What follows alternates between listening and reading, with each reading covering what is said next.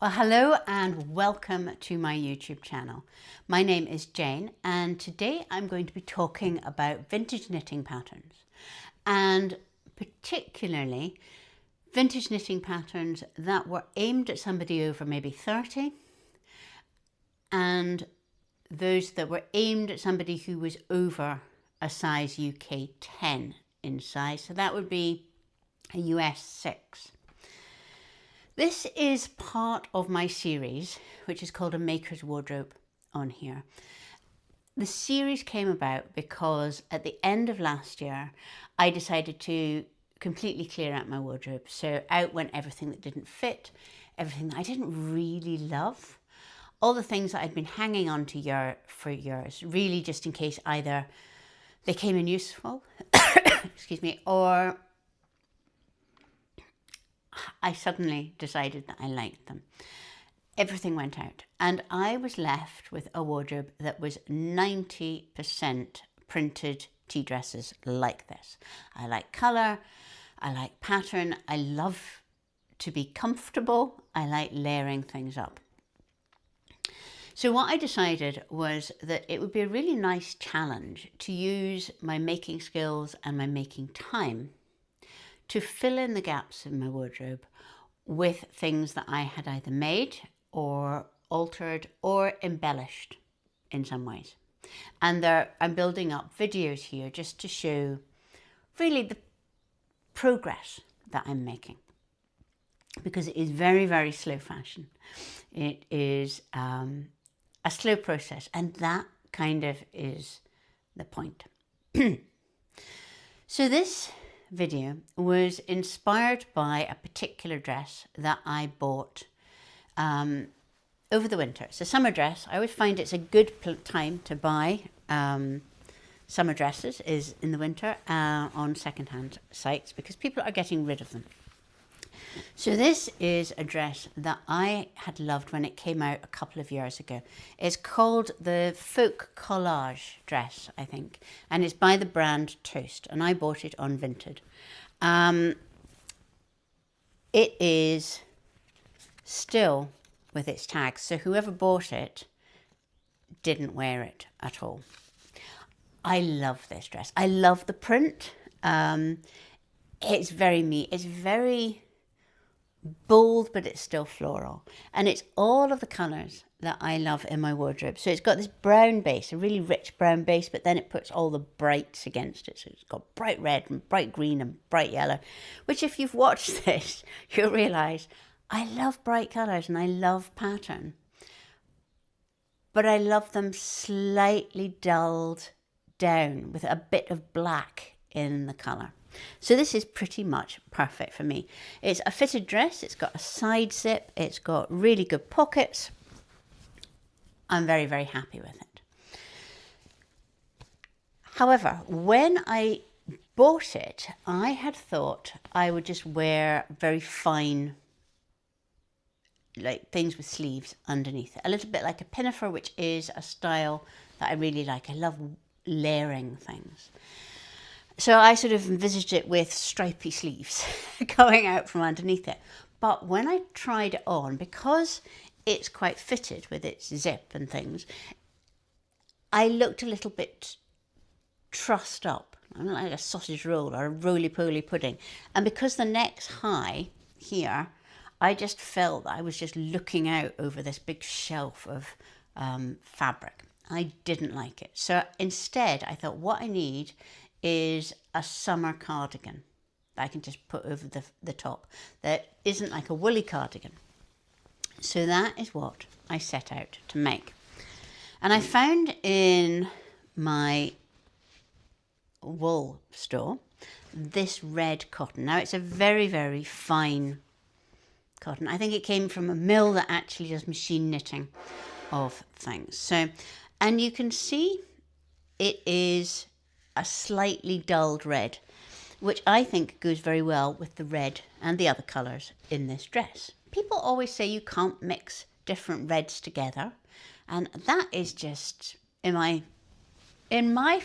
sort of feeling, that is wrong. My opinion is that you can mix lots of reds together and they always look fantastic. So I had this red, and I thought, well, what I could do, I've got quite a lot of it, is double it up and then see what it is. So I went searching for a pattern.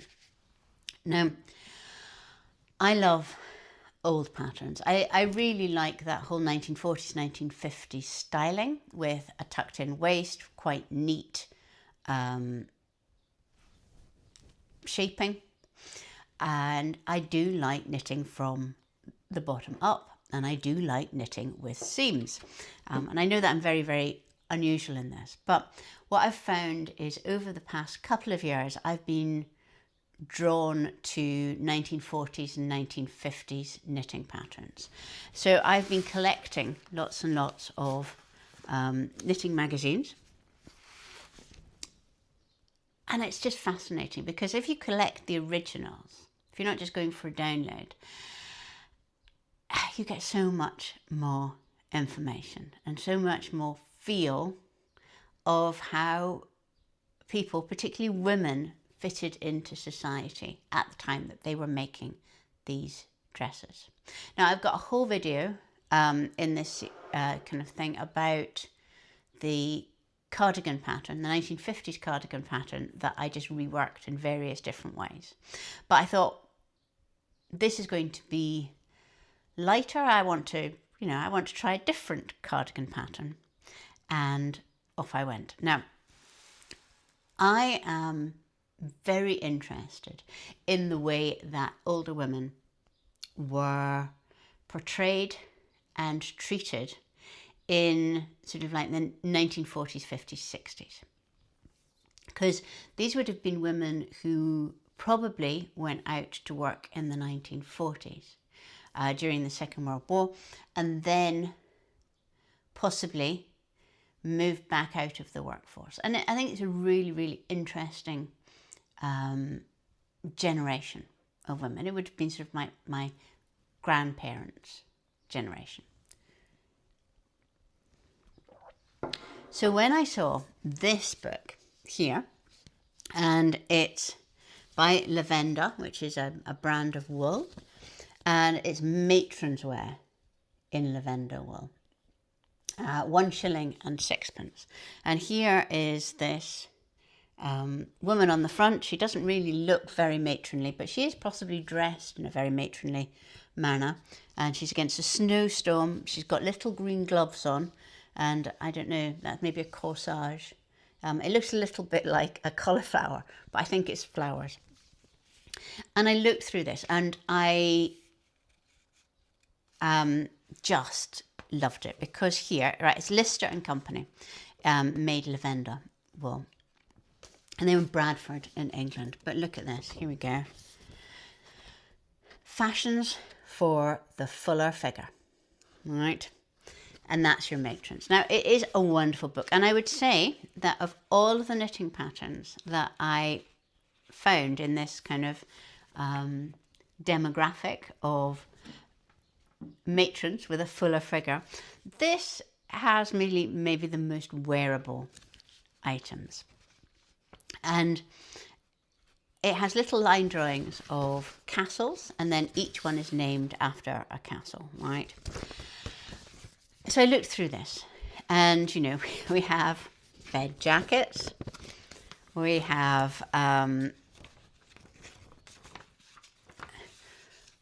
really quite sturdy looking suits here. Lots of the women remind me of Joyce Grenfell's idea of stately as galleons we glide across the floor, the dance class for ladies of a certain age that she wrote a poem about. Everybody's very, very corseted. But there are nice patterns in here. There's particularly really nice shaping. Look at this. This is all shaped with cables and so on. And then I saw this dress, right? So here is a dress. Now, she looks quite foxy, I think, but it's a dress that has a skirt with lace panels here like that, and then quite a neat dress 3/4 sleeves, simple buttons at the top. And I thought that would be exactly what I was looking for if it was a cardigan. So I thought, what I'll do is I will see whether I can make it into a cardigan. Instead of the dress belt, I'll have like a deep single rig welt, and then the rest of it I will just carry on as normal. So this is what I did. So this is a size 40-inch bust, and it uses numbers 10 and 12 knitting needles and Lavenda crochet wool. So tension is 7.5 stitches by 10 rows to 1 inch. I do love the fact that they give really, really tiny swatches for these. So I set off and I knitted it. So this is how the cardigan has turned out. It's not quite finished because it's still at the stage where I am making decisions. I have buttonholes down it, very small buttonholes, and I could put buttons on, but I'm not sure whether it actually is much nicer, just nice and lightweight, because what I'm wanting is something that is almost like a bolero. I can't imagine myself actually buttoning up. And you can see it's got this really nice laced panels which join up with the sleeve. It's meant to have shoulder pads, which I have omitted at the moment because I don't really want shoulder pads. So it's got a nice gathered sleeve head here. It's very, very lightweight. I mean, you hardly know that you're wearing it because it's in such fine wool, but it didn't take an enormous length of time to knit up.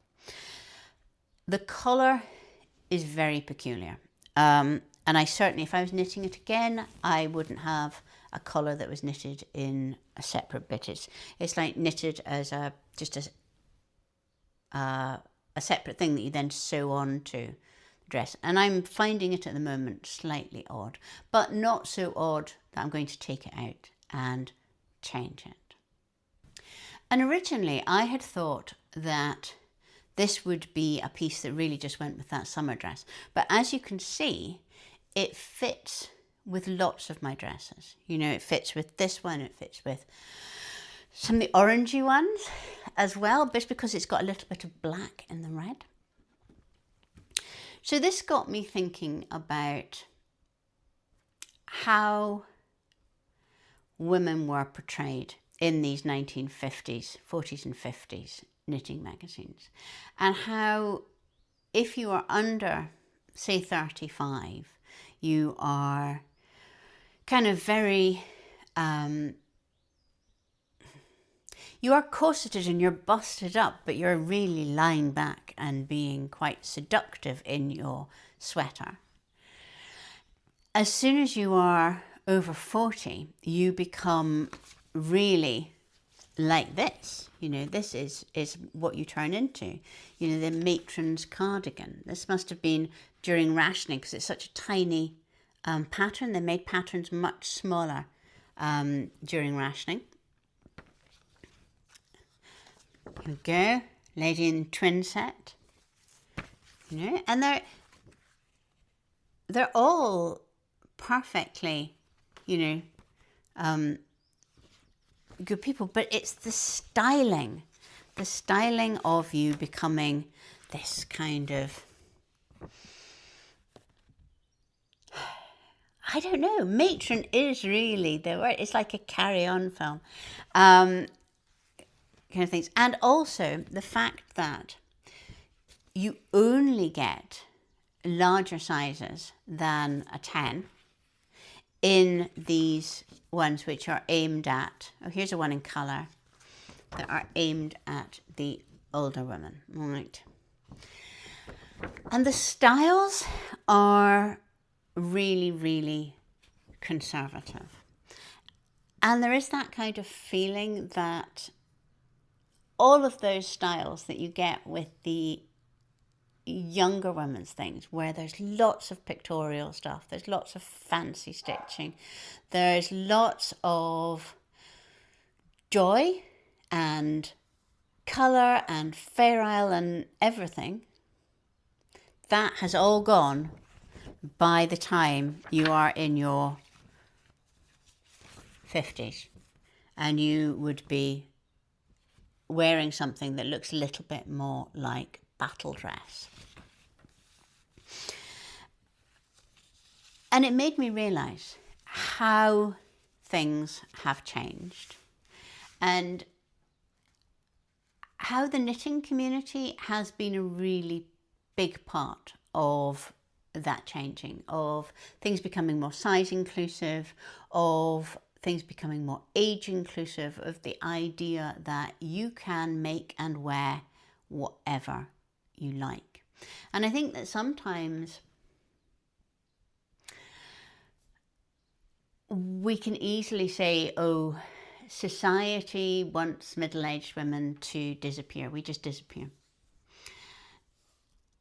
And I would really like us to query that, because I do wonder whether it's something that we do to ourselves, really. I mean, the media has this kind of like fetishism of youth, which I do not think is very good for the young either. But general society, I don't think that's the case. I think that it is something that we hold inside ourselves, so we don't wear bright colours and we don't wear bright patterns, and we don't take joy in our clothing in the way that we would have in our early 20s. But that is all something that we can reclaim. You know, we have the wisdom and the choice. You know, if you're watching this, you're probably somebody who has some making skills, or who would like to start making things, you know, and then once you can make things, you can just decide, I'm going to make such and such, and it doesn't have to have ever been in anybody else's head. You can chop and change colours and length and style. You can make what was 1950s dress for the fuller figure into a cardigan. You know, that's very, very easy switch. So I think we've never been at a time where we are potentially less invisible. And if we are chafing against that invisibility, though, you know, in some ways, who wouldn't want to be invisible? But if we find that, you know, we feel that we're just sinking into beige and grey and wearing, I don't know, clothes that are not our colours, that are not us, we can do something about that. And we can show up. And I would say that in terms of the media, yes, there is this ridiculous fetishized youth where you get younger and younger people just being lionized. But there is also much more interest in intentionally dressed older people. You know, this year seemingly there was the top number of models over 60 went down the runways in Paris and New York and all of that kind of thing. Now that's quite far away from my life, and in some ways it doesn't impinge on it at all.